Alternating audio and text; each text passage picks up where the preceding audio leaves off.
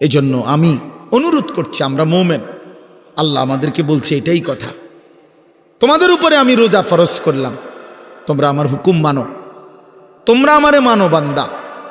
রোজা মানে বিরত থাকা, সিয়াম মানে বিরত থাকা, তার মানে গুনাহ থেকে বাঁচো, হালাল বস্তু থেকে বাঁচো। আমি তোমাদেরকে হারাম তো হারামই, হারাম থেকে আবার ফিরাবো কেন? হারাম থেকে তো ফিরতে সারা বছরের জন্যই বলে দিছি। তো আমি রমজান মাসে তোমাদের 3টি হালাল খাবার হালাল ছিল, পানি হালাল ছিল, হালাল স্ত্রী হালাল ছিল। আমি রমজানের 30টা দিন, একটা মাসে তোমাদের জন্য খাদ্য, পানি, স্ত্রী, এই 3টা জিনিস হালাল বস্তু আমি হারাম করে দিলাম।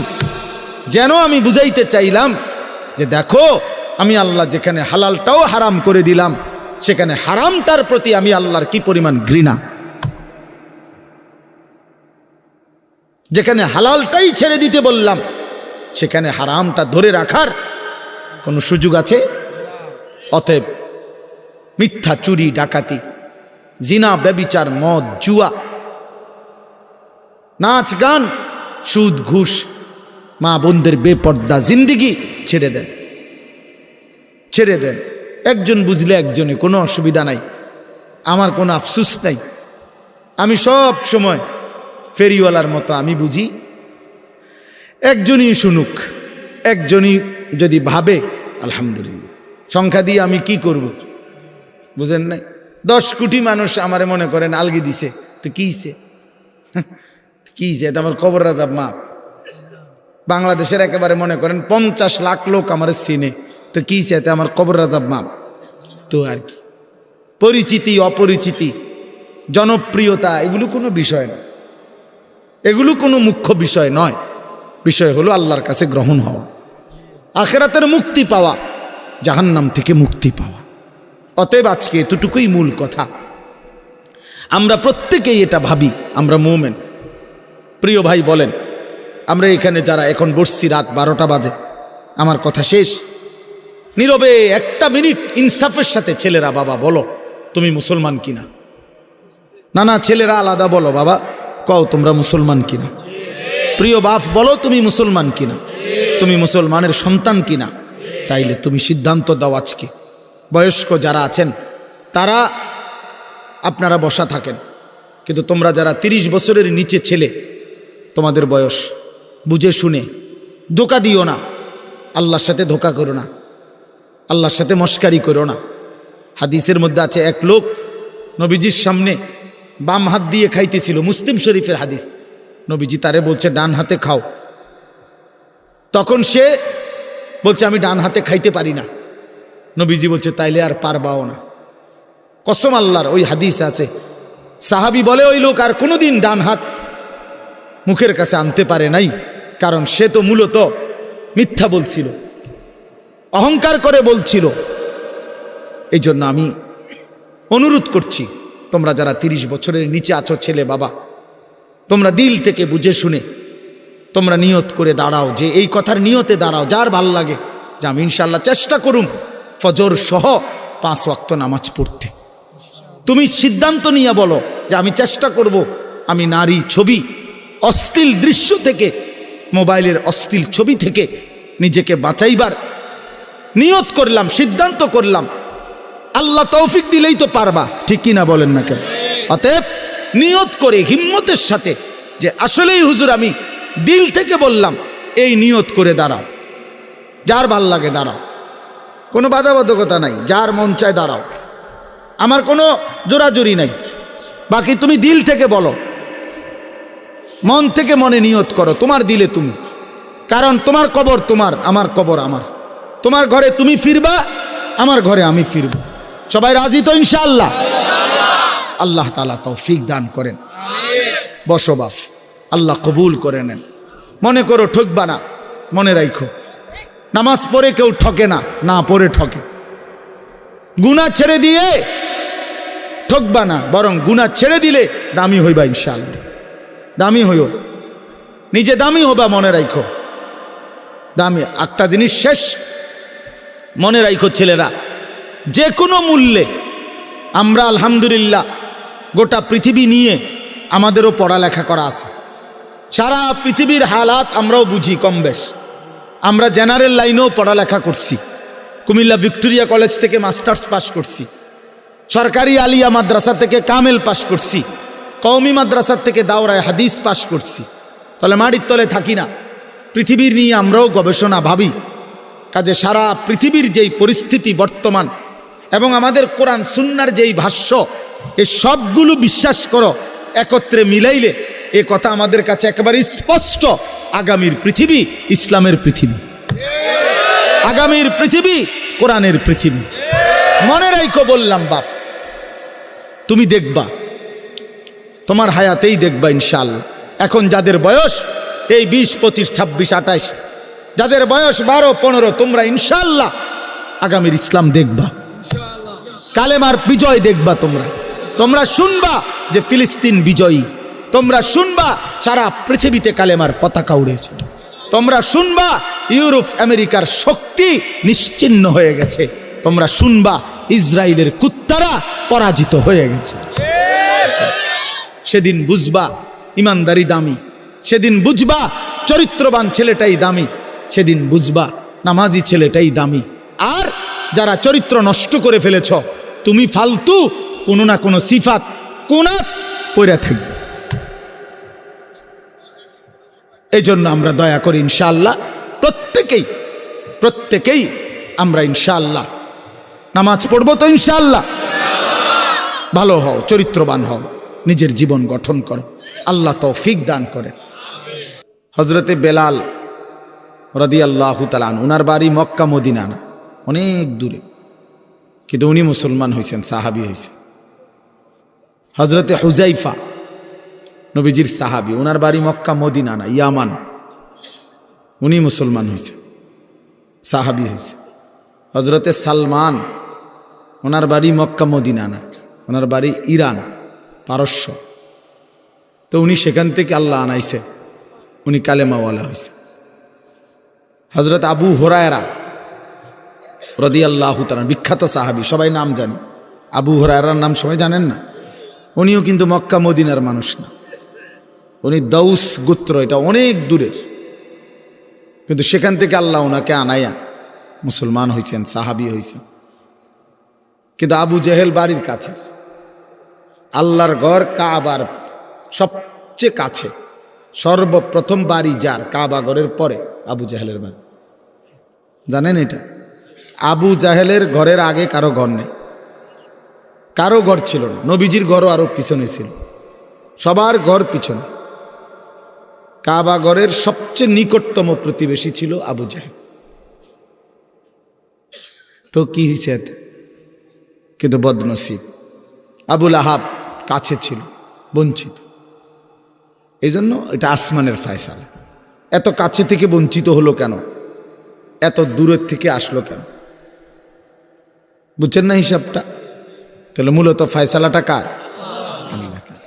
ইউতিহি মান ইয়াশা, আল্লাহ বলছেন আমার অনুগ্রহ, আমার দয়া, আমি যাকে ইচ্ছে করি দিয়ে থাকি, আমি যাকে ইচ্ছে করি দিয়ে থাকি।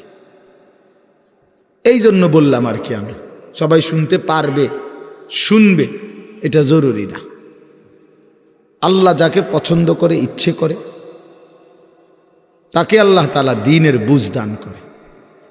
হাদিসের মধ্যে আছে, মান ইউরিদিল্লাহু বিহি খায়রান ইউফাক্কিহু ফিদ্দীন। আল্লাহ যার ভালো চান, কল্যাণ করতে চান, তাকেই আল্লাহ তাআলা দ্বীনের বুঝ দান করে, দ্বীনের বুঝ দান করে। নবীজি বলেন, ইজা আরাদাল্লাহু বিআবদিন খায়রান ইস্তা'মালাহু। আল্লাহ যখন তার কোনো বান্দার ব্যাপারে ভালোর ফয়সালা করে, তো আল্লাহ তাআলা তাকে কাজে লাগান। সাহাবীরা জিজ্ঞেস করছে, কিভাবে কাজে লাগায়? কাইফা ইস্তা'মিলুহু, হে আল্লাহ রাসূল, আল্লাহ তাকে কাজে লাগান কিভাবে? তো নবীজি বলেন, ইউওয়াফিকুহু লিআমালিন ক্বাবলাল মাউত। আল্লাহ যাকে ভালো চান, তাকে মৃত্যুর আগে আগে নেক আমল করার তৌফিক দান করে। এটাই তারে কাজে লাগাইছে, যে ঠিক আছে, তোমারই দিয়ে আমি আমার সেজদা দেওয়াবো, তোমারই দিয়ে আমি আমার ঘরের খেদমত নেব, তোমারই দিয়ে আমি আমার কোরআনের খেদমত নেব। আল্লাহ তাকে আমলের তৌফিক দিয়ে থাকেন। তাইলে এই জন্য বললাম এটা সব সময় মনে রাখবে। আল্লাহর দেওয়া তৌফিক ছাড়া বান্দা নামাজ পড়তে পারে না। বাত আল্লাহ সবাইকে খাওয়ায়, সেজদা আল্লাহ সবাইকে দিয়ে দেওয়ায় না। দুনিয়ার প্রয়োজন আল্লাহ সকলের প্রয়োজন পূরণ করে। জন্তু জানোয়ার, কুকুর বিড়াল, সাপ বিচ্ছু, কাফের মুশরিক বেঈমান নাস্তিক মুরতাদ, এদের সকলের দুনিয়াবি প্রয়োজন আল্লাহ পূরণ করে। এই খানা পিনা পেশাব পায়খানা, হ্যাঁ জরুরত, এগুলো তো আল্লাহ তাআলা জন্তু জানোয়ারেরও পূরণ করে। কিন্তু সেজদা, আল্লাহর গোলামি, আল্লাহর ইবাদত সবাইকে দিয়ে আল্লাহ করায় না। আল্লাহ যাকে পছন্দ করে, ইচ্ছে করে, তাকেই আল্লাহ তাআলা তার দ্বীনের জন্য কাজে লাগায়, আল্লাহর ইবাদতের তৌফিক দান করে। এই জন্য এটা সবসময় মনে রাখতে হবে। নবী সাল্লাল্লাহু আলাইহি ওয়াসাল্লাম দোয়া করতেন যে আল্লাহ আমার ইবাদত, আপনার ইবাদত সুন্দরভাবে করার জন্য আপনি আমারে সাহায্য করেন। আপনি সাহায্য না করলে হবে না, আপনি তৌফিক না দিলে হবে না। আল্লাহুম্মা লা মানি লিমা আ'তাইত, আপনি দিলে বাধা দিবে কে? আপনি না দিলে দিবে কে? আপনাকে বাদ দিয়ে কারো কোনো চেষ্টায় কি লাভ হবে? কোনো লাভ হবে না। এই জন্য এটা অনেক বড় ইহসান, আল্লাহ তাআলার দয়া। আল্লাহ যাকে পছন্দ করেন, ইচ্ছে করেন, দয়া করেন, আল্লাহর ইচ্ছা হয় আল্লাহ তাকে কোরআন পড়তে দেয়, দ্বীন মানতে দেয়, আল্লাহকে সেজদা করতে দেয়। আর এমনি বাকিদেরকে আল্লাহ খাওয়ায় পড়ায়, এটা একটা কমন ব্যাপার। আল্লাহ তাআলা বলছেন আমি অনুগত অবাধ্য সবাইকেই খাওয়াই। কাফের মুশরিক বেঈমান কারো রিজিক দুনিয়াবি আমি আটকাই না। এই জন্য আল্লাহ তাআলা ফেরাউনকেও রিজিক দিছে, মুসা নবীকেও রিজিক দিছে না? নমরুদকেও রিজিক দিছে, ইব্রাহিম আলাইহিস সালামকেও রিজিক দিছে। আল্লাহ তাআলা আবু জেহেল আবু লাহাবকেও রিজিক দিছে, নবী সাল্লাল্লাহু আলাইহি ওয়াসাল্লামকেও রিজিক দিছে। তাহলে দুনিয়ার প্রয়োজন সকলের পূরণ করছে, সকলের। কিন্তু আখিরাত সমান না, আখিরাত ভিন্ন। আখিরাত শুধুই ঈমানদারের। পরকালের সুখ শান্তি নিয়ামত শুধুই ঈমানদারের, শুধুই সেজদাওয়ালার। কোরআন শরীফে আছে আল্লাহ তাআলা বলবে কুলু ওয়াশরাবু হানিআম বিমা কুনতুম তা'মালুন। আমার বান্দা বিগত জীবন দুনিয়াতে যে আমল করছো তার বিনিময়ে আজকে জান্নাতে খাও, পান করো, ওগুলোর বিনিময়। কুলু ওয়াশরাবু হানিআম বিমা আসলাফতুম ফিল আইয়ামিল খালিয়া। আল্লাহ বলেন জান্নাতীকে বলবে বান্দা নিশ্চিন্তে আরামসে দুনিয়ার জীবন যে তুমি নেক আমল করেছ তার বিনিময়ে আজকে আরামসে নিশ্চিন্তে নির্বিঘ্নে আমার জান্নাতে খাও এবং পান করো। জাযাআম বিমা কানু ইয়ামালুন। আল্লাহ তাআলা বলেন জান্নাতের এই নিয়ামত বান্দা তোমাকে দিলাম কিসের বিনিময়? জাযাআম বিমা কানু ইয়ামালুন। ওই যে দুনিয়ায় আমল করেছিলে তার বিনিময়। এ তোমার সেজদার বিনিময়, এ তোমার রুকুর বিনিময়, এটা তোমার জিকিরের বিনিময়, আমার গোলামির বিনিময়, আমার বন্দিগির বিনিময়। এই জন্য আখিরাত শুধুই মোমেনের জন্য, পরকাল শুধুই ঈমানদারের জন্য। এই জন্য আল্লাহ তাআলার তৌফিক ছাড়া বান্দা আমল করতে পারে না, নামাজ পড়তে পারে না, সেজদা দিতে পারে না।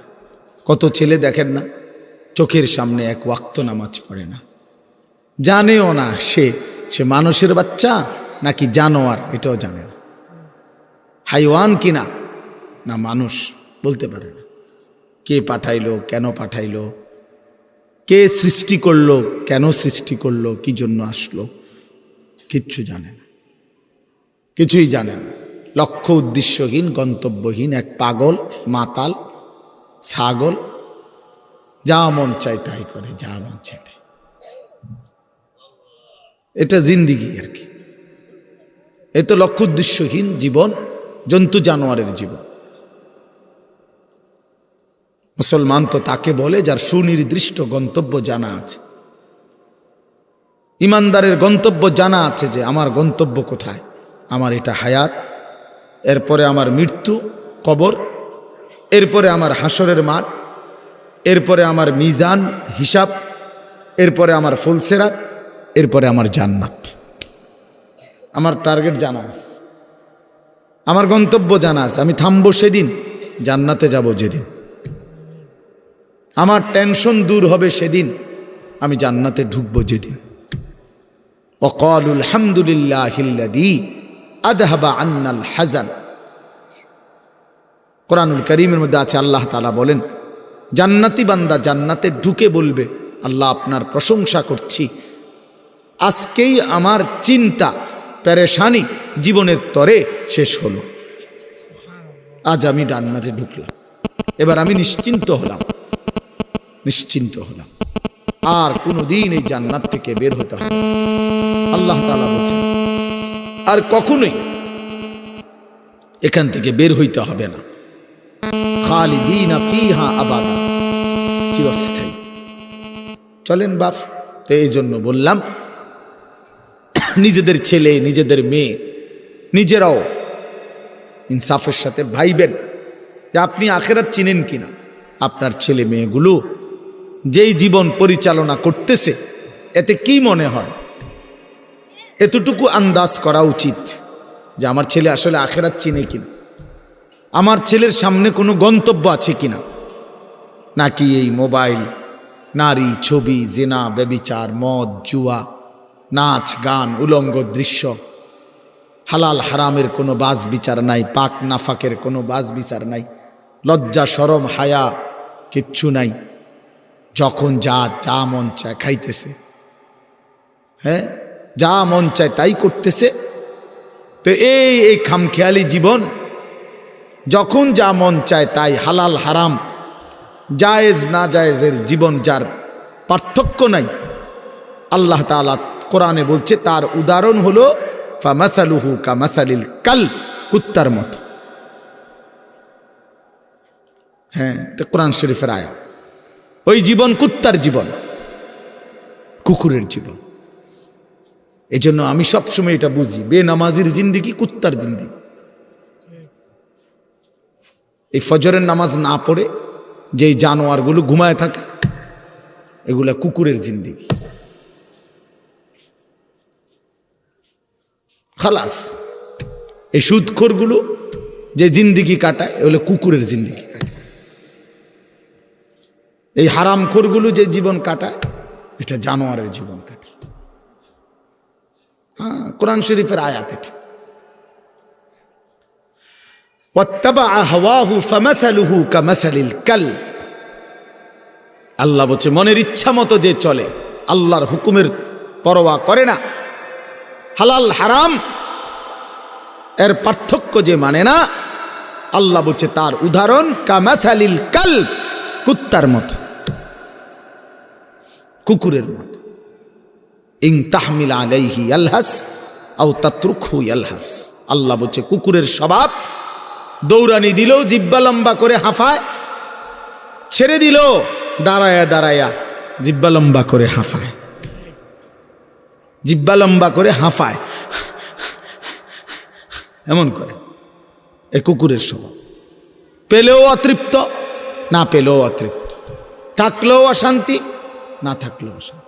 কারণ হারাম করছে, নাফরমান যে, আল্লাহর অবাধ্য যে, পাক নাফাক, হালাল হারাম, যার কাছে সুদ আর ব্যবসা একই রকম মনে হয়, সে কি মানুষ নাকি? যার কাছে আপন বউ পরের মহিলা সমান মনে হয়, নিজের বউও দেখে, মানুষের বেডিও দেখে, তো তার কাছে কি কোনো হালাল হারামের পার্থক্য আছে কি? তো সে জানোয়ার না তো জানোয়ার কি? সে জানোয়ার না তো জানোয়ারটা কে? তাইলে বলে, ইনসাফের কথা বলে, নাহলে বিচারে কোন কি কয়? এজন্য এটা সবসময় মনে রাখবেন। জওয়ান হন আর বুড়া হন, আমি হই আর আপনি হন, হালাল হারামের পার্থক্য যার মধ্যে নাই, কুকুরের মধ্যে কোনো হালাল হারামের পার্থক্য নেই। কুকুরের মধ্যে পাক নাফাকের কিছু নেই, কারণ যেহেতু সে জানোয়ার। কিন্তু মানুষ যে ইনসান, তার সৃষ্টিগত সত্তার মধ্যে হালাল হারামের অনুভূতি থাকতে হবে। মুসলমান তাকেই বলবে যার মধ্যে জায়েজ না জায়েজের পার্থক্য আছে, হালাল হারামের অনুভূতি আছে, পাক নাফাকের অনুভূতি আছে। কোরআনুল কারীমে আল্লাহ তাআলা এটা বলছেন। এজন্য নবীজি বলছেন আল হালালু বাইয়িন ওয়াল হারামু বাইয়িন। যেটা হালাল এটা স্পষ্ট, যেটা হারাম এটাও স্পষ্ট। নবীজি বলেন আমি অন্ধকারে রেখে যাই নাই উম্মতকে, একটা সেকেন্ডের জন্য আমি আমার উম্মতকে আড়ালে রেখে যাই নাই, সব কিছু আমি স্পষ্ট বলেছি। হালালগুলোও পরিষ্কার করে দিছি, হারাম যা তাও স্পষ্ট করে দিয়েছি। 24 ঘন্টার যাবতীয় কর্মকাণ্ড আমি আল্লাহ স্পষ্ট করে দিয়েছি। ওই দেখেন ওই অপদার্থ ছেলেটার দিকে দেখেন, এক নজরে মোবাইলের দিকে তাকায় রয়েছে। কারে বলে কি ওয়াজ করে এর কোনো খবর নেই। এটা ধরে রাখছে মোবাইল, এক নজর একদিকে খালাস। এবার ওয়াজ হয়, কারে বলে কি বলে আমার এত কিছু দরকার কি, আমি আর আমার মোবাইল। এই জিন্দেগি, এই ছেলে পেলেদের আকসারের জীবন এটা। 24 ঘন্টা পৃথিবীতে তার একটাই জিনিস, সেটা হলো একটা মোবাইল। এটাই তার মা, এটাই তার বাবা, এটাই তার আত্মীয়, এটাই তার স্বজন। মোবাইলেই হাসে, মোবাইলেই কাঁদে, মোবাইলেই আবেগ, মোবাইলেই অনুভূতি, সব কিছু জীবনের মোবাইলটার উপরে। কোত্থেকে আসলো, কে বানাইলো, কে সৃষ্টি করলো, কেন পাঠাইলো, কে আমারে বানাইলো, আমি কোত্থেকে আসলাম, কেন রাত হয়, কেন দিন হয়, আমার কোনো দায়িত্ব আছে কিনা আমার আল্লাহর পক্ষ থেকে, কিচ্ছুর কোনো সামান্যতম বুঝ বুদ্ধি আকল দিমাগ কিচ্ছু না। 365 দিন, এক বছরে কোনো দিন নামাজ পড়ে না, তারও কিছু মনে পড়ে না, কেউ তারে মনে করাইও দেয় না। কই তার বাপ কেডা, তার মা কি, আহা, কেউ একটু বলেও না যে কিরে বাপ তুমি যে এক ওয়াক্ত নামাজ পড়ো না, তুমি মুসলমানের বাচ্চা হইলা কেন, তুমি মানুষের বাচ্চা হইলা কেন। তার মা একটাবার বলে না, মা এ কেমন, সন্তানই কেমন। আমার খুব আফসোস লাগে, এটা খুব আফসোস লাগে। মাঝে মাঝে মনটা চায় যে কি আসলে কি মুসলমান এত পাষাণ হইল কেন, বাপে কেমন সন্তানেই কেমন, মাই কেমন মেয়েটাই কেমন। কেউ পর্দা করেন, মাও বেপর্দা, মেয়েও বেপর্দা, বাপ ফুজি ছেলে মেয়ে সবাই মিললে টেলিভিশন চায়, একসাথে নাচ গান নর্তকীর ছবি নাটক সিনেমা দেখতেছে। ছি ছি ছি ছি, কত নিকৃষ্ট মুসলমান, কত বেশরম বেহায়া নির্লজ্জ হইলে এত বড় বেশরম হইতে পারে। আত্মমর্যাদা, আত্মসম্মান, লজ্জা যদি এক বিন্দু থাকতো তাইলে তো বাবা জিজ্ঞেস করতো যে কিরে বাপ তুই মুসলমানের ঘরে জন্ম নিয়া এক ওয়াক্ত নামাজ পড়ে না, তুই কেমনে রে আমি মুসলমানের সন্তান হইলি, তুই মুসলমানের ঘরে সন্তান হইলি কেমনে। আরে এইটা তো আগে বোঝাপড়া করার বিষয় ছিল। তোর বিদেশ, তোর চাকরি, তোর দাখিল, তোর এসএসসি বেড়া এডি বাদ দে বেড়া, থো বেড়া এডি পরের কথা বেড়া, আগে তুই মুসলমানের বাচ্চা কিনা আগে এটা বল বেটা, তোর নামাজের বোঝাপড়া কর আগে বেটা। কিসের তোর বিদেশ, আবার কিসের তোর দেশ, তোর চাকরি দিয়ে আমি করব কি, তোর ব্যবসা দিয়ে আমি করবো কি, তোর উপার্জন খাইয়া আমি করবো কি বেটা, তুই তো হারাম কর, তুই তো নাফরমান। এতটুকু যদি বিবেক বাবার না থাকে সেটা কেমন বাপ, এ কেমন অভিভাবক, এ কেমন মুসলমান মা বাবা যাদের হৃদয়ে এই কথা আসলো না। আপনার তো উচিত ছিল আগে এই বুঝাপড়া করা, আগে ছেলের সাথে এই বুঝাপড়া করেন, তুই মুসলমানের বাচ্চা কিনা আগে এটা বল। মুসলমানের বাচ্চা 16 বৎসরে এক ওয়াক্ত নামাজ ছাড়া থাকে কেমন, কথা বলেন। ইনসাফ কি বলে, ইনসাফের কথা বলেন, বিচারের কথা বলেন। ছেলেগুলোকে আপনারা এভাবে ছেড়ে দিলেন, আর তোমরা ছেলেরাও বাবা এভাবে নষ্ট হয়ে গেল। অনাদরে, অবহেলায় এমন সুন্দর জীবন, এমন সুন্দর যৌবন, শরীর, স্বাস্থ্য সব শেষ করে দিলা। একবারও মনে পড়ল না তোমারও তো শেষ আছে বাপ। রাত যেমন ভোর হয়, দিন যেমন রাত হয়, তোমারও হায়াতও একদিন শেষ হয়। প্রতি ঘন্টা, মিনিট, সেকেন্ড যায় মানে তোমার হায়াত যায়, আমার হায়াত যায়, ঠিক না? তো আল্লাহ আমাদেরকে বুঝ দান করেন। এজন্য বাপ আমরা ভাবা উচিত, আমাদের এটা ফিকির করা উচিত। ছোটরাও, বড়রাও, মাঝ বয়সীরাও, এত লাগাম ছাড়া মানুষ হয় না। মুসলমানের জীবন এত বড়, জন্তু জানোয়ারের মতো হওয়ার কথা না বাবা।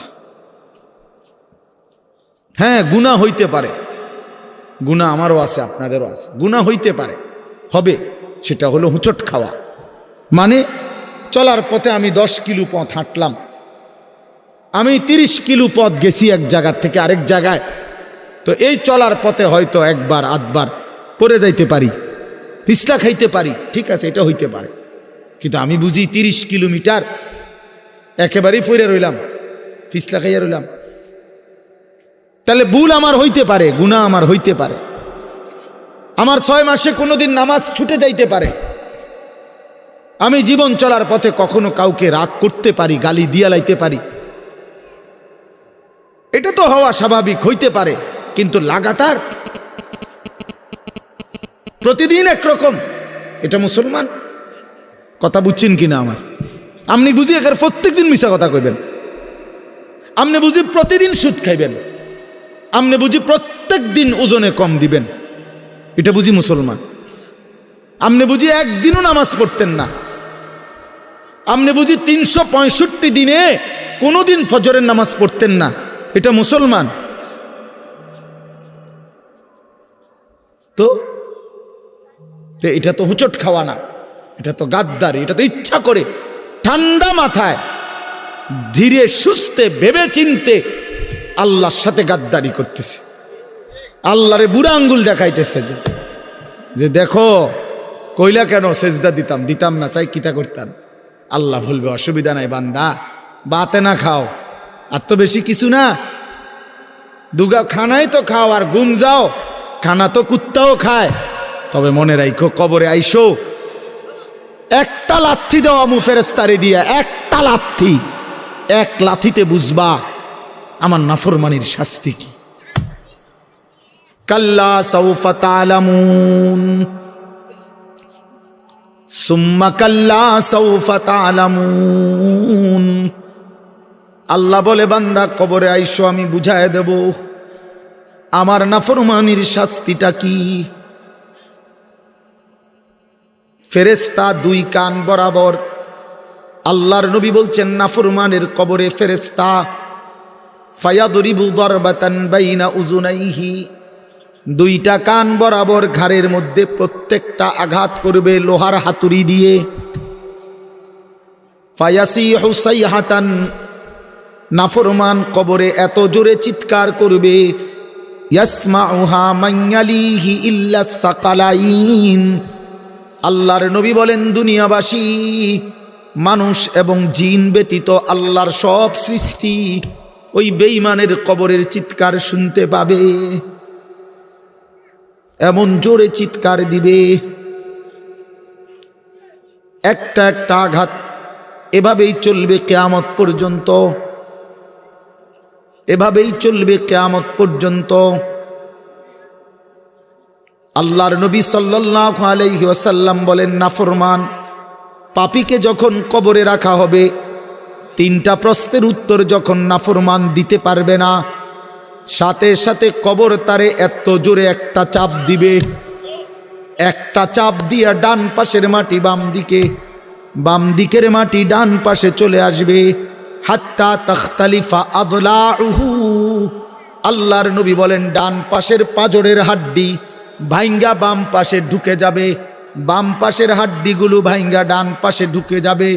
নবীজি দেখায়া দিছে হাত্তা তাখতালিফা আদলাউহু, এইভাবে দুই আঙ্গুল একটা যেমন আরেকটার মধ্যে ঢুকে যায়, আল্লাহর নবী বলেন এভাবে পাঁজরের হাড্ডি একটা আরেকটার মধ্যে ঢুকে যাবে। কি বাপ মনে করছো তোমারে এমনে এমনে ছেড়ে দিব? কি মনে করছো যার ভাত খাইলা তার বুঝি হিসাব দিতে হবে না? কি মনে করছো মুফত এটা? হ্যাঁ, কার পানি পান করেছ, কার ভাত খেয়েছ, কার আসমান, কার জমিন, কার চন্দ্র, কার সূর্য ব্যবহার করেছ বান্দা? কার এটা? তোমার আব্বার? শরীরটা তোমার বাপের নি, চোখ নাক কান তো তোমার আল্লাহর। আলাম নাজআল লাহু আইনাইন ওয়া লিসানান ওয়া শাফাতাইন। আল্লাহ বলে বলো না বান্দা আমি কি দুইটা চোখ দেই নাই? ওহ বাবা কথা কয় না। আমি কি জিহ্বাটা দেই নাই? আমি কি দুইটা ঠোঁট দেই নাই? তো উত্তরে কি বলবেন যে না দেন নাই? কি বলবেন? কথা বলেন। তো এই কথা বলার হিম্মত আছে কারো যে আল্লাহ আপনি চোখ দেন নাই, আপনি ঠোঁট দেন নাই? কারো সাহস আছে কিনা এটা বলার? তাইলে আল্লাহই তো দিয়েছেন। আলাম নুসিহ জিসমাকা, হাদিসে আছে নবীজি বলেন আল্লাহ জিজ্ঞেস করবে হাসরের মাঠে, বান্দা বলো না আমি কি তোমার শরীরটা সুস্থ রাখি নাই? ওয়া নুরভিকা মিনাল মা, আমি কি প্রতিবার তৃষ্ণার্ত অবস্থায় তোমারে আমি আল্লাহ তো আমি কি পানি পান করাই নাই? আমি তো পানি পান করিয়েছিলাম, আমি তো তৃষ্ণা নিবারণ করেছিলাম, আমি তো ক্ষুধার চাহিদা পূরণ করেছিলাম, আমি তো কায়নাতের সূর্য চন্দ্র আলো বাতাস দিয়েছিলাম। ওয়াজআলনা নাওমাকুম সুবাতা, আল্লাহ বলে সারাদিনের ক্লান্তি দূর করার জন্য রাত্রি গভীরের ঘুম আমি আল্লাহই তো বানিয়েছি। ওয়াজআলনাল লাইলা লিবাসা, অন্ধকার কালো চাদর দিয়ে ঢেকে পৃথিবীটাকে অন্ধকারাচ্ছন্ন করে দিয়েছি আমি আল্লাহই তোমার ঘুমের উপযুক্ত পরিবেশের জন্যে। আবার দিনের বেলা আলোকিত করে দিয়েছি তোমার উপার্জনের সুবিধার জন্যে। রাতে তুমি ঘুমাইবার জন্য অন্ধকার করে দিয়েছি, দিনে তুমি রোজগার করবা এই জন্য আলোকিত করে দিয়েছি। সুবহানাল্লাহ। ওয়াজআলনান নাহারা মাআশা, উপার্জনের জন্য দিন বানিয়েছি, ঘুমাইবার জন্য রাত বানিয়েছি। ওয়াজআলনা সিরাজাও ওয়াহাজা, একটা উজ্জ্বল সূর্য আমি আল্লাহই বানিয়েছি। ওয়ানজালনা মিনাল মুসিরাতি মাআন সাজ্জাজা, জমাট বাঁধা মেঘ থেকে আমি আল্লাহ অঝোর ধারায় বৃষ্টি নামিয়েছি। এই জমিনটাকে সিক্ত নরম করেছি, ছোট্ট ছোট্ট ছিদ্র বানিয়েছি। তোমার অনাদরে ফেলে দেওয়া দানা আমি আল্লাহ কুদরতি স্বয়ংক্রিয় মেশিন দিয়ে আমি আল্লাহ জমিনের নিচে আমি নিয়ে এসেছি। কয়দিন পরে আবার আমি আল্লাহ সেই ছোট্ট দানা থেকে নতুন গাছ বের করে দিয়েছি। লিনুখরিজা বিহি হাব্বান ওয়া নাবাতা, তাহলে রিজিকের ব্যবস্থা আমি করলাম, ঘুমের ব্যবস্থা আমি করলাম, উপার্জনের পরিবেশ আমি করে দিলাম, শরীর স্বাস্থ্য জীবন যৌবন আমি দিলাম। আমি কেন সেজদা পেলাম না? আল্লাহ যদি বলে বান্দা আমি কি অপরাধ করলাম, আমি তোমার এত কিছু দিয়ে আমি কি অন্যায়টা করলাম যেই অপরাধের কারণে তুমি আমার সেজদা দিলা না? কি বলবা যুবক? নাফরমান যুবক কি বলবা?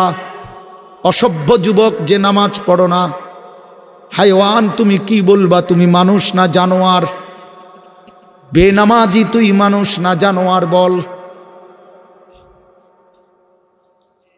মানুষ না জানোয়ার বল বেটা।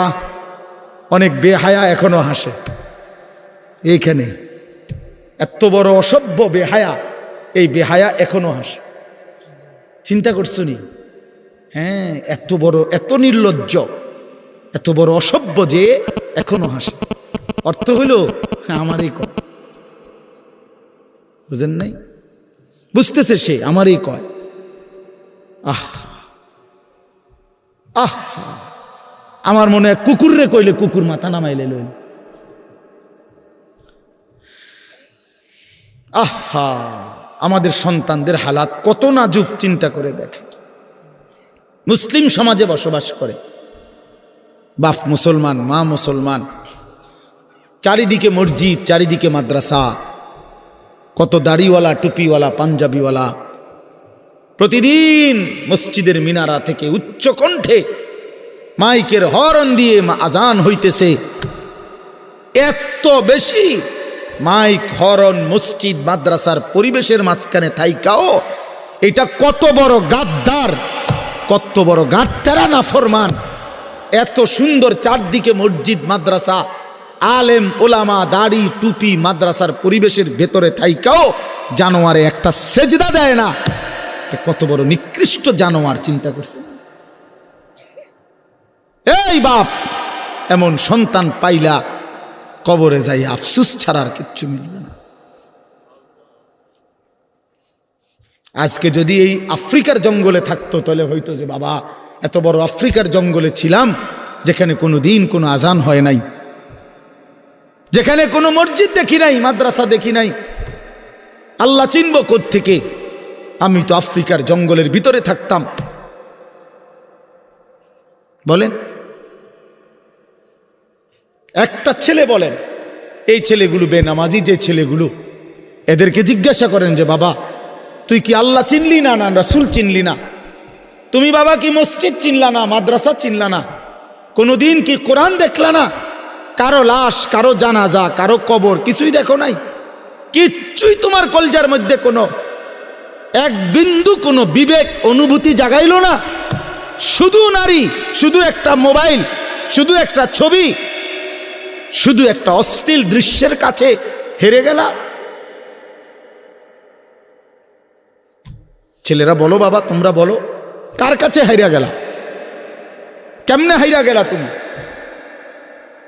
তোমার বাপ মুসলমান, মা মুসলমান, তোমার ঘর মুসলমান, তোমার দাদা দাদি, নানা নানি, চাচা মামা, ফুফা খালু সব মুসলমান। তোমার এলাকার চারদিকে আজান হয়, তোমার মহল্লার প্রত্যেক গলিতে গলিতে মাদ্রাসা আছে, কোরআনের ঘর আছে, তোমারই কোনো না কোনো চাচাতো ভাই, মামাতো ভাই, ফুফাতো ভাই, আত্মীয় কেউ না কেউ হাফেজে কোরআন আছে, আছে না? তালেবে ইলম আছে, মাদ্রাসায় পড়ুয়া আছে। এত কিছু দেখার পরেও যার কলিজায় এক ওয়াক্ত নামাজ পড়তে মন চায় না, তার দিল পাথরের চাইতে শক্ত, তার দিল জন্তু জানোয়ারের দিলের চাইতে নিকৃষ্ট। কারণ এ বড় শক্ত হারামি, মনে রাখে। সে কিছুই মনে করে না আল্লাহকে, কিছুই মনে। এত মসজিদ মাদ্রাসা, এত নামাজ রোজার এত চিহ্ন দেখাও তে কয় যে আমি কিছুই বিশ্বাস করি না। আমি বিশ্বাস করি আমার জীবন হইল মোবাইল, আমার জীবন হইল নারী, আমার জীবনের অর্থ হইল ছবি, আমার জিন্দিগির মাকসাদ হইল উলঙ্গ ছবি দেখা, নর্তকী দেখা, জিনা ব্যভিচারের দৃশ্য দেখা, মদের আড্ডা, জুয়ার আড্ডা, নারীর আড্ডা, কোনো অশ্লীল মেয়ের পিছনে জীবনটা শেষ করে দেওয়া, খালাস। আমি বুঝছি এটাই জীবন। কিসের মসজিদ, কিসের মাদ্রাসা, কিসের আল্লাহ, কিসের রাসূল, আমি এগুলা বুঝি না। এতটা উল্টে গেল কেন? এত বড় লানত হলো কেন? বলেন বাবা। অতএব আপনাদের কাছে অনুরোধ করলাম, আপনারা আপনাদের বিবেককে নিয়ে ভাবেন। তোমরা ছেলেরাও বাবা রাগ হইও না, বুঝতে শিখো বাবা। কে ফিরাবে তোমাদেরকে? কে ফিরাবে? কে ফিরাবে? কে ফিরাবে বাপ? তোমরা কি কোনোদিন মরবা না? আজ যদি মৃত্যু হয়, এই বেনামাজি জিন্দিগি নিয়ে কেমনে কবরে যাইবা? ঠিকবা কেমনে? এই নাফরমানের জিন্দিগি নিয়ে কেমনে ঠিকবা? এই জন্য আমরা প্রত্যেকেই প্রস্তুতি নেই। যদি ভাবতে শিখি, বুঝি, সামান্য অনুভূতি জাগে, তাহলে এই অনুভূতিটাকে কাজে লাগাবার একটা বড় সুযোগ, পিছনের গুনাহ মাফ করে নতুন করে নিজেকে আল্লাহর ইবাদত, ঈমান, আমলের দ্বারা সজ্জিত করার একটা শ্রেষ্ঠতম সিজন মৌসুম আসতেছে, সেটা হলো মাহে রমজান। মাহে রমজান বড় বেশি সুযোগ আসতেছে। আল্লাহ যদি দয়া করে হায়াত দেয় তো পিছনের সব গুনাহ মাফ করিয়ে নতুন সাজে নিজেকে সজ্জিত করার, আখিরাতের রঙে রঙিন করার, জান্নাতের রঙে নিজেকে গড়ে তোলার এক শ্রেষ্ঠতম মাস মাহে রমজান। রমজান মানে অন্য কিছু, রমজান মানে ভিন্ন কিছু।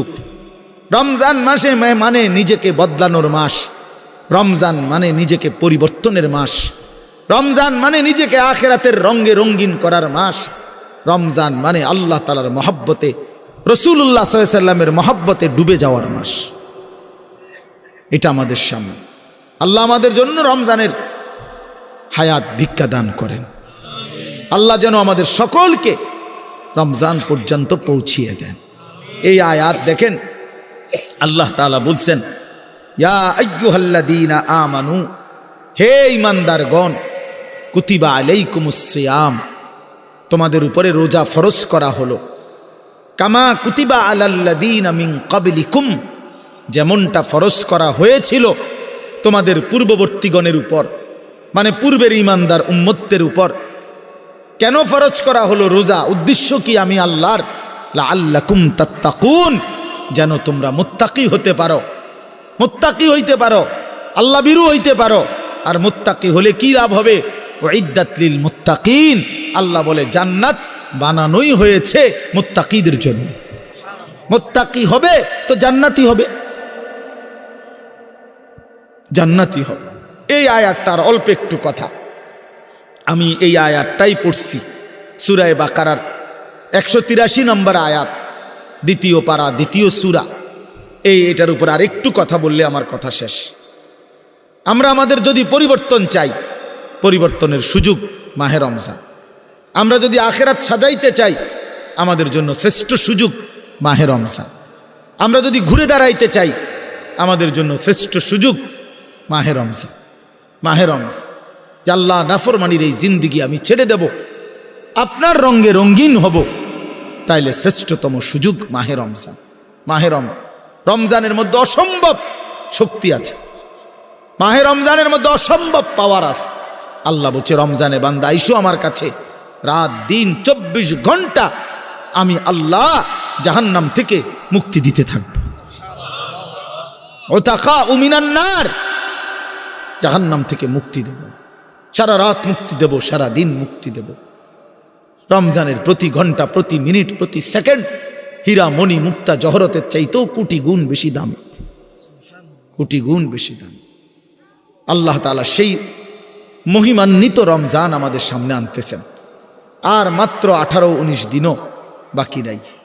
এই অল্প কয়টা দিন বাবা, আমাদের উচিত রমজানের জন্য অধীর আগ্রহে মহব্বতের সাথে আল্লাহর কাছে হায়াত ভিক্ষা চাওয়া, যে আল্লাহ এত কাছে আইনা মৃত্যু দিয়েন না, কবরে নিয়েন না, আর কয়টা দিন হায়াত দেন, রমজান পর্যন্ত পৌঁছিয়ে দেন। আল্লাহুম্মা বারিক লানা ফি রাজাব ওয়া শাবান ওয়া বাল্লিগনা রমাদান। আল্লাহ তাআলা বলেন, ইয়া আইয়ুহাল্লাযীনা আমানু। দেখেন, এই একটি আয়াতে আল্লাহ 4টা কথা বলছে। একটা হলো হে ঈমানদারগণ, 2 নাম্বার হলো তোমাদের উপরে রোজা ফরজ করা হলো, 3 নাম্বার হলো যেমনটা ফরজ করা হয়েছিল পূর্ববর্তীদের উপরে, 4 নাম্বার হলো যেন তোমরা মুত্তাকি হতে পারো। কয়টা কথা হলো? এই 4টা কথার আমি 4টা আলগা সংক্ষিপ্ত একটু ব্যাখ্যা বলি। 1 নাম্বার হলো হে ঈমানদারগণ, এটা আল্লাহ আমাদেরকে ডাক দিয়েছেন। তাফসিরের মধ্যে আছে আদম আলাইহিস সালাম থেকে নিয়ে আমাদের নবী পর্যন্ত, ইতিপূর্বে আমাদের নবীর আগে যত নবী পৃথিবীতে আল্লাহ পাঠাইছেন, ওই নবীদের উপরে যারা ঈমান আনছিল, ওই নবীদের আমলে তাদের কাউকে কোনোদিন আল্লাহ তাআলা এই শব্দ দিয়ে হে ঈমানদারগণ, ইয়া আইয়ুহাল্লাযীনা আমানু বলে ডাক দেন নাই। আগে সর্বপ্রথম আমাদের নবী, আখিরি নবী, আল্লাহর বন্ধু, আমাদের নবীর ভালোবাসায় আল্লাহ তাআলা বলছে, বন্ধু, বিগত কোন নবীর ঈমানদার উম্মতকে আমি যেই শব্দে ডাকি নাই, এই প্রথম আপনার ভালোবাসায় আপনার ঈমানদার উম্মতকে আমি ইয়া আইয়ুহাল্লাযীনা আমানু, এই নতুন শব্দে ডাক দিলাম। হে ঈমানদারগণ, হে ঈমানদার, তোমরা আমার। তাফসীর ইবনে কাসিরের মধ্যে আছে, যে ঈমানদার সে আল্লাহর বন্ধু, যে মুমিন সে কার বন্ধু? আল্লাহর বন্ধু। আল্লাহর বন্ধু, মুমিনের বন্ধু আল্লাহ, আল্লাহর বন্ধু মুমিন,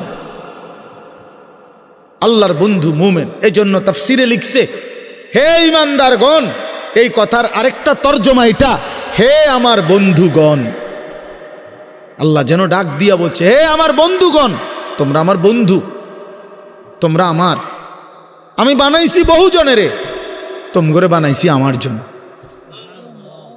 আমার জন্য। তোমরা আমার, তোমরা আমারে মেনে নিয়েছ, তোমরা আমার কালেমা পড়েছ, তোমরা আমার রসুলকে মেনে নিয়েছ, অতএব তোমরা আমার। তোমাদের কালেমা লা ইলাহা ইল্লাল্লাহ মুহাম্মাদুর রাসূলুল্লাহ, এটা আমি গ্রহণ করলাম, গ্রহণ করে আমি নিলাম। এই জন্যই আমি তোমাদেরকে ডাক দিলাম। তুমি বলছো আমি এনে ভর্তি অমুক। ওই যে আমারে মোহাম্মদে বলছে, তার ছোট ভাই হাফেজ মুশাররফ কয়, আমার আজকে বললো যে হুজুর ভর্তি করামু আপনার মাদ্রাসায়, তো কি কোন সময় আমু, ফরম নিয়ম কানুন কি? আমি এত কথা তোমার দরকার কি, হয়তো ভর্তি হইব সারছে তো আর কি। তার মানে আমি বলতে চাইছি, তারে কি বুঝাইলাম, তোমার এত নিয়ম কানুনের দরকার কি, আমি তারে নিলাম, খালাস, আমি ভর্তি নিলাম। তাইলে অর্থ হইল, আল্লাহ তাআলা বলছেন, বান্দা তোমার কালেমা আমি নিলাম, তোমার ঈমান আমি নিলাম, এজন্য আমি তোমারে মুমিন বলে ডাক দিলাম। আল্লাহ কাউকে নিজের করে ডাক দেওয়া, খোদার কসম, এটা তার জীবনের সবচেয়ে বড় পাওয়া। যদি দিল থাকতো তাইলে আমরা বুঝতাম। এক এমপি সাহেব যদি কারো নাম নেয়, এক মন্ত্রী সাহেব কারো নাম নেয়, আর তারে যদি কেউ আইয়া কয়, আজকে তো মন্ত্রী সাহেবের কাছে গেছিলাম আর উনি তোমার নাম নিছে, তোমার কথা ভালো কইছে, বাবা হেতে বেটা তো মানে ঠ্যাঙালগি দিয়ে আটতে লেব। হ্যাঁ ভাই, তাইয়া ঘরে বেড়ি কথাবার্তা সাবধান কও, আগের মতো নাই, যেরুম মনে করছে এরুম না।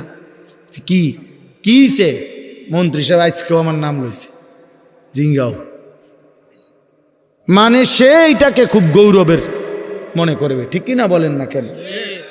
সবার কাছেই ঘুরে ঘুরে বলার চেষ্টা করবে, আমি কিন্তু মন্ত্রীর পরিচিত। হাদিসের মধ্যে আছে, এক সাহাবী উবাই ইবনে কাব রাদিয়াল্লাহু তাআলা আনহু, সাহাবীদের মধ্যে নবীজির সবচেয়ে সুন্দর কোরআন শরীফ পড়তেন যিনি, ওনার নাম হলো উবাই ইবনে কাব। তো এই উনি, নবীজি একদিন উনাকে বলছেন, এই সাহাবীকে, যে উবাই এদিকে আসো, তুমি আমারে কোরআন শরীফ পড়ে শোনাও, বুঝছেননি? তখন ওই সাহাবী একটু লজ্জিত হয়ে বলতেছি, ইয়া রাসূলুল্লাহ, আমি আপনার সামনে কোরআন পড়ব, অথচ কোরআন তো আমরা আপনার থেকেই শুনি, কোরআন আপনার উপরেই নাজিল হয়, আমি কোন সাহসে আপনার সামনে কোরআন পড়ি? তো নবীজি বললেন, শোনো, মহান আল্লাহ পাক রব্বুল আলামিন জিব্রাইল পাঠাইয়া তোমার নাম নিয়া বলছে তোমার কাছ থেকে আমি কোরআন শুনতে। এই আমরা স্পষ্ট হাদিসে পড়ছি, বিশ্বাস করেন। এই সাহাবী এটা শুই না 3 বার জিজ্ঞাসা করছে নবীজিরে, আওয়াসাম্মানি আল্লাহ, ইয়া রাসূলুল্লাহ বললেন কি আমার আল্লাহ আমার নাম নিছে? আমার নাম? আরে কোন কি আপনি? নবীজি বলল, হ তোমার নামে তো দিছে। উনি আবার জিজ্ঞাসা করছে, ইয়া রাসূলুল্লাহ সত্যি বলছেন আমার নাম নিয়েছেন আল্লাহ? বলছে, হ তোমার নাম। আবার জিজ্ঞাসা করছেন, হাদিসের স্পষ্ট শব্দ আছে, ফাবাকা। 3 বারের পরে এই সাহাবী খুশিতে চিৎকার করে কাঁদতে শুরু করছে, আর বলতেছি, ইয়া রাসূলুল্লাহ, এক গোলামের কি পরিমাণ সৌভাগ্য, তার মুনিব তার নাম নিয়েছে। তা আমরা, আমাদের কালেমার কি পরিমাণ সৌভাগ্য, আমরা একবার বলেছি কালেমা, আল্লাহ আমাদেরকে ডাক দিছে, ইয়া আইয়ুহাল্লাযীনা আমানু, হে আমার কালেমা ওয়ালারা, তোমরা আমার, তোমরা আমার, আমি তোমাদের ঈমান নিলাম। আমি তোমাদেরকে ডাক দিলাম। এক মুমিনের কি পরিমাণ খুশি হওয়া উচিত আপনি শোনেন। 29 নম্বর পারায় একটা সূরা আছে, সূরায়ে মুরসালাত। এই যে এর আগে একটা সূরা আছে, সূরায়ে দাহর। কোরআনুল কারীমের 76 নম্বর সূরা, 2 পৃষ্ঠাওয়ালা ছোট সূরা। এই সূরাটার মধ্যে জান্নাতের বর্ণনা সবচেয়ে সুন্দর, মানে জান্নাতের বর্ণনা হৃদয় কারা এই সূরাতে আছে। তো এই সূরাটা যেদিন নবীজির উপরে নাজিল হয়েছে, সেদিন নবীজির সামনে একজন কালো রঙের সাহাবী বসা ছিলেন। ওয়া ইনদাহু রাজুলুন আসওয়াদ, কালো একজন রঙের সাহাবী বসা ছিল, উনি বসা ছিলেন। এই সময় এই সূরাটা নাজিল হয়েছে, নবীজি উনাগরে শুনাইছে সূরাটা। তো এই সূরার মধ্যে জান্নাতের এমন হৃদয়গ্রাহী বর্ণনা। এই সাহাবীটা সামনে যিনি বসা কালো রঙের সহজ সরল সাহাবী, উনি এই সূরা এটা শুইনা জান্নাতের আশায় খুশিতে একটা চিৎকার দিছে। এক চিৎকারে হাদিসে আছে উনি ওইখানেই ইন্তেকাল করছে, এখানে। তখন আল্লাহর নবী বলেন, ওয়াল্লাহি লাকাদ আখরাজা নাফসা সাহিবিকুমুশ শাওকু ইলাল জান্নাহ। নবী বলেন, আল্লাহর কসম, জান্নাতের প্রবল আকাঙ্ক্ষায় তোমাদের বন্ধু জীবন দিয়ে দিল। নিকাল যায় দম তেরে কদমোं के नीचे, यही दिल की हसरत, यही दिल की आरजू है। এটা উর্দু শের আর কি। অর্থ হইল, হে প্রিয়তম, তোমার পায়ের নিচে জীবন দিলাম, জান দিয়ে দিলাম। আর এটাই ছিল আমার সারা জিন্দেগীর তামান্না, দিলের আকাঙ্ক্ষা, যে তোমার জন্য আমি জীবন দেব। আর সেটাই দিয়ে দিলাম। নিকাল যায় দম তেরে কদমোं के नीचे, তোমার কদমের নিচে আমার জান গেল। এহি দিল কি হাসরত, এটাই ছিল দিলের আকাঙ্ক্ষা। এজন্য আজকে ছেলেরা কোথায় জীবন শেষ করে দিচ্ছ? এমন সুন্দর জীবন, এমন সুন্দর যৌবন, আহা, শক্তির টাইমটা, জীবনের সক্ষমতার সময়। ছোটবেলা তো ভাইয়া দুর্বল, বৃদ্ধ বয়সটাও দুর্বল। তোমাদের অনেক কিশোর নওজোয়ান একজনের গায়েও চাদর নাই, কিন্তু মুরব্বী সবগুলোর গায়ে চাদর। দেখো চাকায়া, এই চাচারা তো আমার সব পরিচিত চাচা। অর্থ হইল এই বৃদ্ধের এই দুর্বলতা তাকে চাদর গায়ে দিতে বাধ্য করেছে। তার শরীরে শীতের অনুভূতিটা বেশি, ঠিক কিনা বলেন না কেন? কিন্তু তোমরা নওজোয়ান, তোমাদের অধিকাংশ কারো গায়ে চাদর নাই। তোমরা দেখো ভাইয়া, আমার গায়ে কোনো চাদরই নাই। তাইলে বুঝাইতে চাইলাম, এই শক্তির সময় যৌবন। যুবক চাইলে পাহাড় কাইটা সমান করতে পারবে, যুবক চাইলে সাগর নদী মাটি দিয়ে ভরাট করে দিতে পারে। একটা এলাকার যুবক ছেলেরা যদি চায়, সবার হাতে হাতে মদের বোতল পৌঁছাই দিতে পারবে। একটা সমাজের ছেলেরা যদি চায়, সবার হাতে হাতে নামাজের মুসল্লাও তুলে দিতে পারবে। অতএব ছেলেরা, তোমরা যারা যুবক আয়োজন করছো, আমি তোমগরে উৎসাহ দেই, একটু আগাও, এখানে থাইমা যাইও না। একটা মাহফিল করছি, এক ফোটলা বিরিয়ানি খাওয়াই দিছি, খালাস না বন্ধু, একটু আগাও। তোমরা আবার বসো, যে কয়জনে মাহফিলের আয়োজন করছো তোমরা আবার বসো, যে আমরা কেমনে আটটু ভালো হইতে পারি, আটটু চরিত্রবান হইতে পারি, আমরা কেমনে নিজেরা নামাজ ধরতে পারি। একটু যদি হিম্মত করো যুবক, ইনশাআল্লাহ ভালো হবে। শনিবার দিন আমি আমার মাদ্রাসায়, এই শনিবারে সকাল 10টা থেকে বিকাল 4:30 পর্যন্ত, এইবারই প্রথমবার আমি আলাদা 16 বছর থেকে 30 বছরের নিচে যাদের বয়স, এই কিশোর যুবকদের জন্য আলাদা ইসলাহি মজলিসের আয়োজন করছিলাম। আমার শায়েখ আল্লামা মুফতি মুশতাকুর নবী সাহেব বয়ান করছেন, আল্লামা মুফতি আমজাদ হুসাইন সাহেব বয়ান করছেন, হজরত মাওলানা মুফতি ইউসুফ বিন ইকবাল বয়ান করছেন, আমাদের কুমিল্লা ক্যান্টনমেন্টের বড় একজন শিশু বিশেষজ্ঞ ডাক্তার মিজানুর রহমান, উনি বয়ান করছেন, আমি নিজে কিছু কথা বলছি। প্রায় 600 ছেলে এন্ট্রিভুক্ত আসছে, এখানে উপস্থিত হয়েছে 600।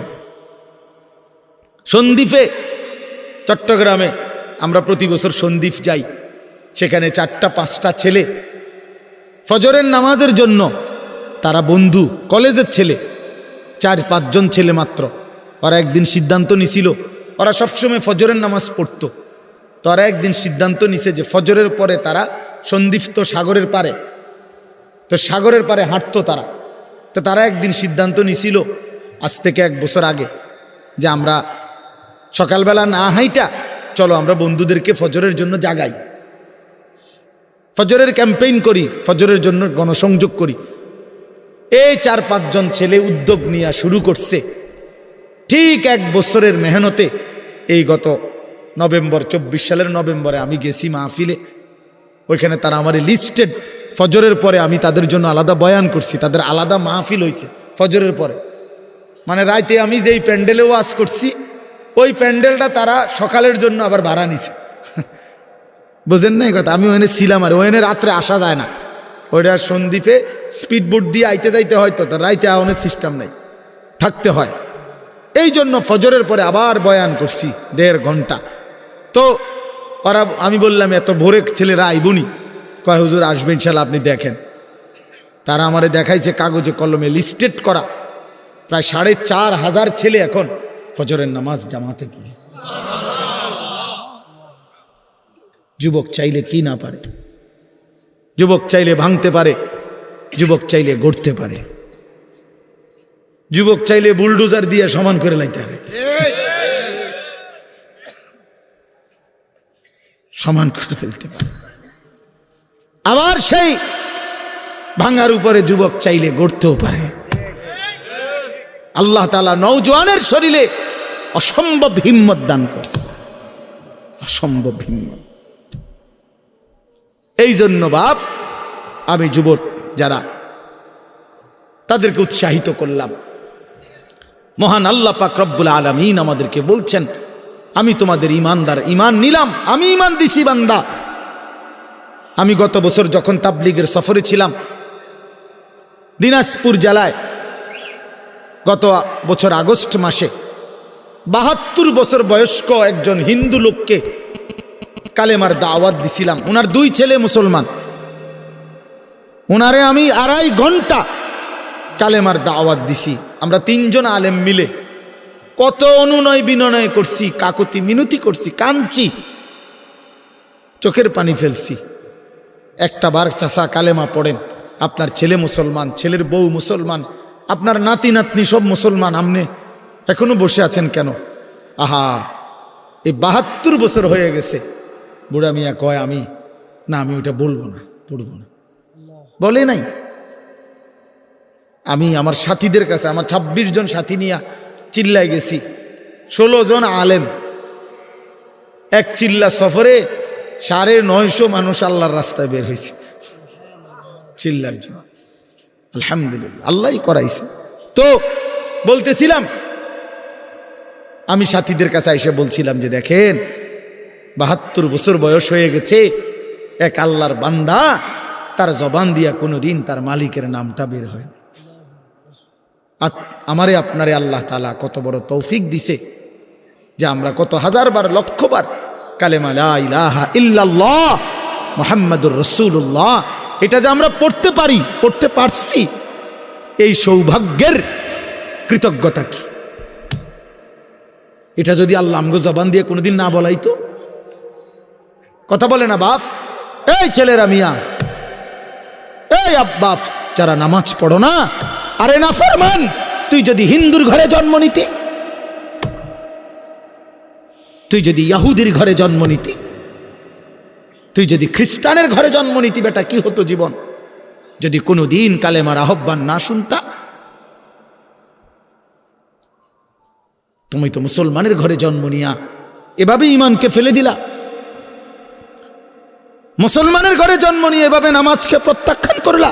ছি ছি ছি, তোমারে দেখে তো হিন্দুও হাসবে, তোমারে দেখে তো ইহুদিও হাসবে, তোমারে দেখে তো খ্রিস্টানও হাসবে, যে দেখছো হয় নাকি শ্রেষ্ঠ জাতি, ওদের ধর্ম নাকি শ্রেষ্ঠ ধর্ম, ওদের ধর্ম কোরআন নাকি শ্রেষ্ঠ কিতাব, ওদের শ্রেষ্ঠ ধর্ম ওদেরই পছন্দ হয় না, ওদের শ্রেষ্ঠ কিতাব ওরাই পড়তে পারে না, তো এটা কিসের শ্রেষ্ঠ? কথা বলেন না। তাহলে আমি তো আমার ধর্মের অপমান। কথা বলেন না। আমি আমার ধর্মের অপমান না, আমি আমার কোরআনের অপমান। এজন্য তোমরা যারা বেনামাজি ছেলে, তোমরা ধর্মের অপমান। তোমাদের যাদের চুল বেঈমানের মতো, তোমরা মুসলমান ধর্মের অপমান। তোমাদের কারণে আমার ধর্ম লজ্জিত, তোমাদের কারণে ধর্ম বেইজ্জতি হয়েছে। তোমরা ইসলামকে অপমানিত করলা, আল্লাহকে অপমানিত করলা, আমার নবীর শ্রেষ্ঠতম 23 বছরের আদর্শকে তোমরা অপমানিত করলা। এই অপমানের বিচার আল্লাহ করবে, মনে রেখো। ছেড়ে দিবে না বাপ। আল্লাহ কোরআনে বলছে, বান্দা আমি 1 সেকেন্ড ছাড়বো না, আমি হিসাব নিব। তুমি আমারে কি মনে করছো বান্দা? বাদ্যুকে খাওয়াইছি দেখিয়া তুমি মনে করছো আমি মাতি না?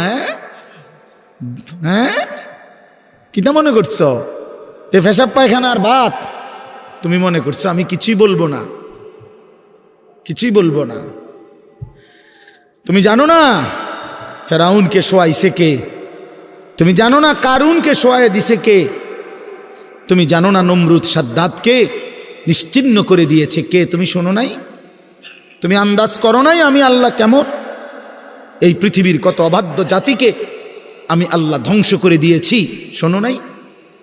কই, গোটা পৃথিবীর সমস্ত আধুনিক প্রযুক্তি থাকার পরেও তো বাবা আমেরিকার ওই বেঈমানরা, ক্যালিফোর্নিয়ার লস অ্যাঞ্জেলস তাদের একটি স্টেট আগুনে দাবানলে পুরে ছাই হয়ে গেছে।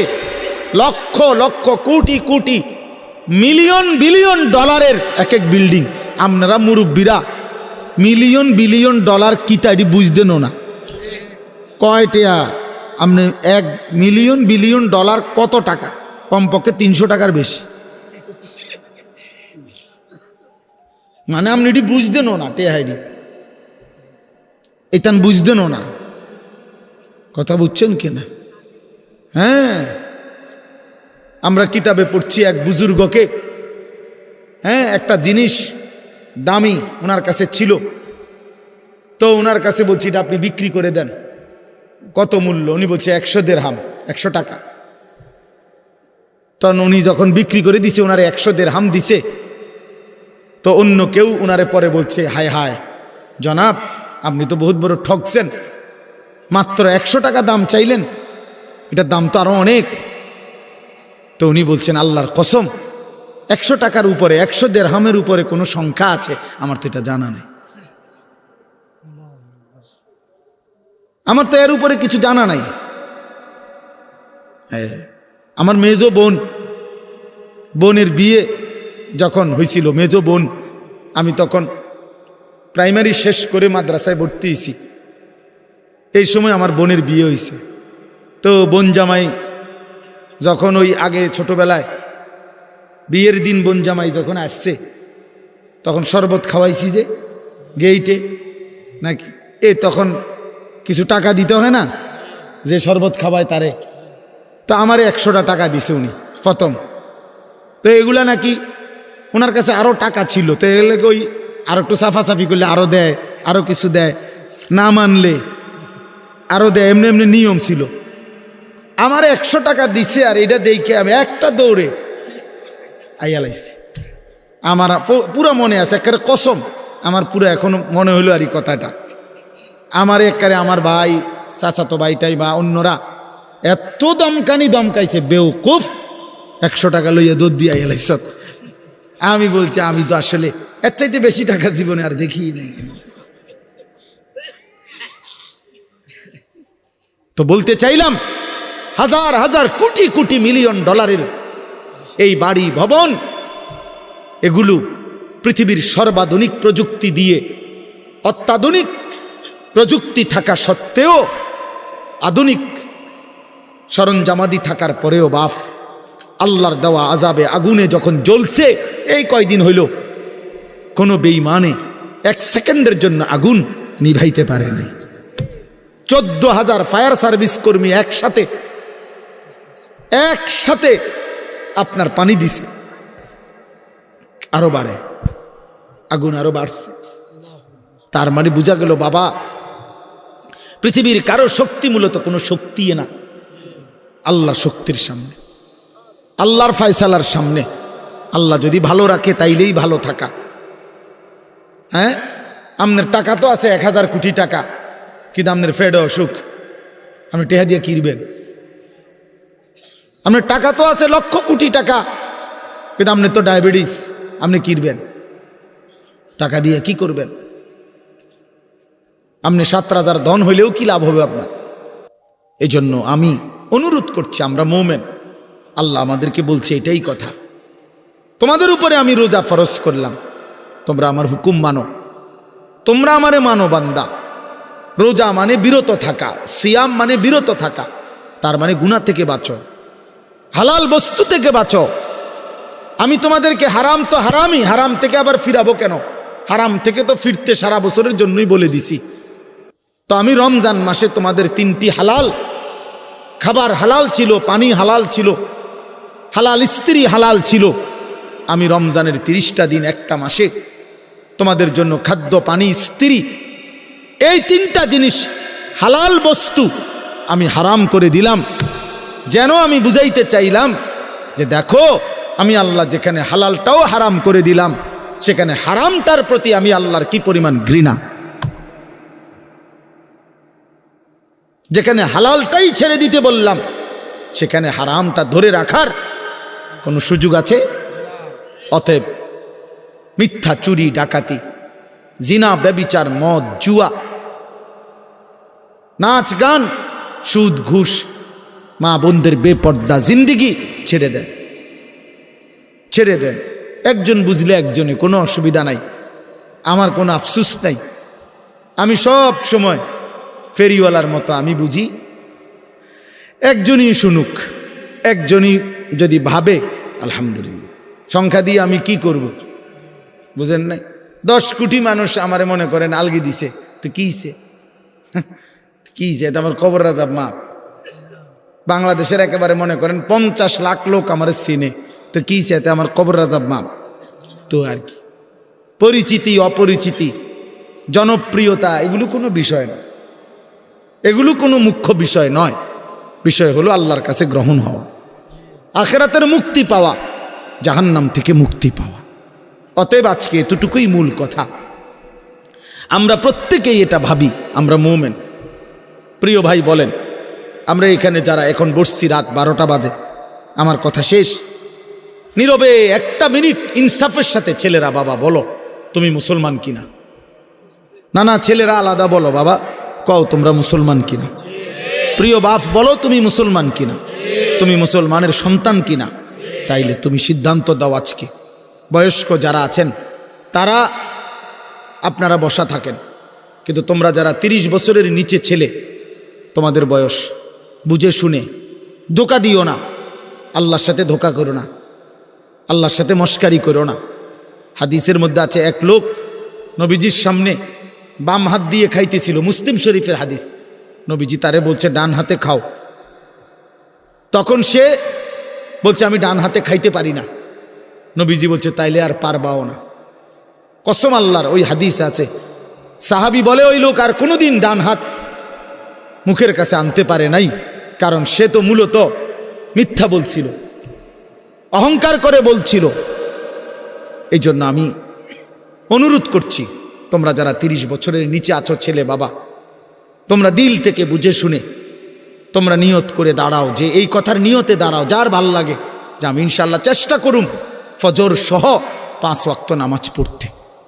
তুমি সিদ্ধান্ত নিয়ে বলো যে আমি চেষ্টা করব, আমি নারী, ছবি, অশ্লীল দৃশ্য থেকে, মোবাইলের অশ্লীল ছবি থেকে নিজেকে বাঁচাইবার নিয়ত করলাম, সিদ্ধান্ত করলাম। আল্লাহ তৌফিক দিলেই তো পারবা, ঠিক কিনা বলেন না কেন?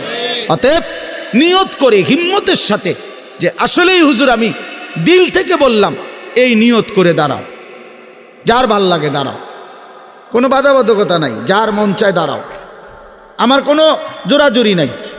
বাকি তুমি দিল থেকে বলো, মন থেকে মনে নিয়ত করো, তোমার দিলে তুমি, কারণ তোমার কবর তোমার, আমার কবর আমার, তোমার ঘরে তুমি ফিরবা, আমার ঘরে আমি ফিরব।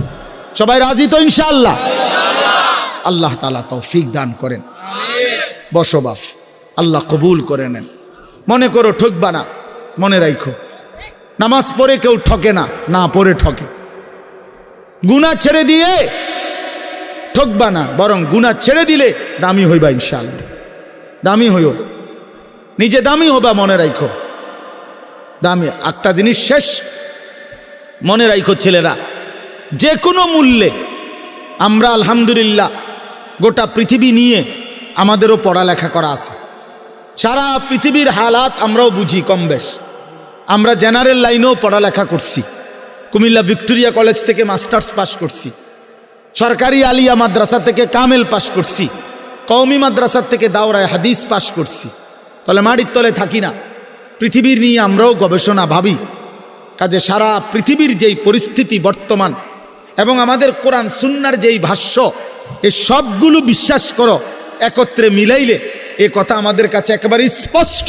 আগামীর পৃথিবী ইসলামের পৃথিবী, আগামীর পৃথিবী কোরআনের পৃথিবী।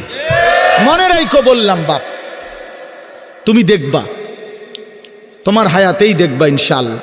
এখন যাদের বয়স এই 20, 25, 26, 28, যাদের বয়স 12, 15, তোমরা ইনশাআল্লাহ আগামীর ইসলাম দেখবা, কালেমার বিজয় দেখবা। তোমরা শুনবা যে ফিলিস্তিন বিজয়ী, তোমরা শুনবা সারা পৃথিবীতে কালেমার পতাকা উড়েছে, তোমরা শুনবা ইউরোপ আমেরিকার শক্তি নিশ্চিহ্ন হয়ে গেছে, তোমরা শুনবা ইসরায়েলের কুত্তারা পরাজিত হয়ে গেছে। সেদিন বুঝবা ইমানদারি দামি, সেদিন বুঝবা চরিত্রবান ছেলেটাই দামি, সেদিন বুঝবা নামাজি ছেলেটাই দামি। আর যারা চরিত্র নষ্ট করে ফেলেছ, তুমি ফালতু কোনো না কোনো সিফাত কোনাত পড়ে থাকবে। এই জন্য আমরা দয়া করি ইনশাআল্লাহ প্রত্যেকেই আমরা ইনশাআল্লাহ নামাজ পড়বো তো ইনশাআল্লাহ। ভালো হও, চরিত্রবান হও, নিজের জীবন গঠন করো। আল্লাহ তৌফিক দান করেন।